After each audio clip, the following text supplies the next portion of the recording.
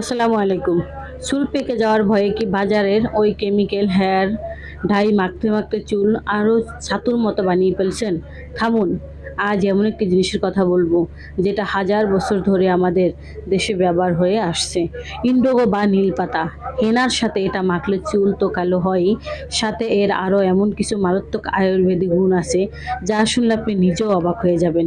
ভিডিওটা শেষ পর্যন্ত দেখতে থাকুন, অনেক কাজে দিবে। আজকে আমরা কোনো বানিয়ে আনা কেমিক্যাল প্রোডাক্ট নিয়ে কথা বলবো না। আমরা কথা বলবো প্রাচীন কাল থেকে আয়ুর্বেদের এক শক্তিশালী ভেষজ ইন্ডিগো বা নীলিনী নিয়ে। এটা শুধু নীল রং করার জিনিস না, এর আসল কামাল দেখলে মাথা ঘুরে যাবে। বাজারে তো কত পার্লারের রং পাওয়া যায়, কিন্তু চুলে তো লাল বা কমলা হয়ে যায়। আসলে কুচকুচে কালো কালারটা আনতে হলে প্রথমে চুলে হেনা লাগাতে হয়, আর তারপর ইন্ডিগো পাউডার গুলিয়ে লাগাতে হয়।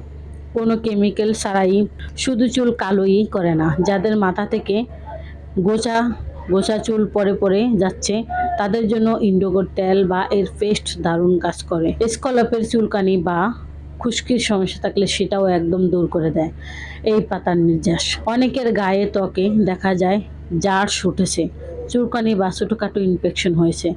আয়ুর্বেদে বলা হয়েছে ইন্ডিগো পাতার ঠান্ডা করার একটা দারুণ ক্ষমতা আছে। এটা লাগালে চামড়ার জ্বালাপোড়া নিমিষে ঠান্ডা হয়ে যায়। আচ্ছা, এটা কি শুধু চুলে মাখে? না ভাই, আয়ুর্বেদ ব্যবহারেরও নিয়ম। তবে হ্যাঁ, নিজে ডাইরেক্ট খেতে যাবেন না। আয়ুর্বেদ চিকিৎসকের পরামর্শ নিয়ে পরিমিত খেলে এটা লিভারের শক্তি বাড়াতে এবং পেটের গোলযোগ দূর করতে সাহায্য করে। বয়স একটু বাড়লেই তো হাঁটুতে গোড়ালির ব্যথা শুরু হয়।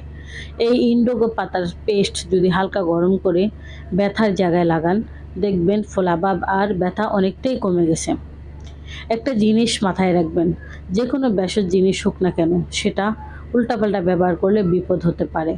চুলে লাগানোর সময় খাঁটি জিনিসটাই বেছে নেবেন, আর খাওয়ার ব্যাপার থাকলে অবশ্যই আয়ুর্বেদিক বিশেষজ্ঞের পরামর্শ নেবেন। তো কেমিক্যাল ছেড়ে আজ থেকে কি তবে ন্যাচারাল ইন্ডিগো দিয়ে চুলের যত্ন নেওয়া শুরু করছেন? কমেন্ট করে আমাকে জানান।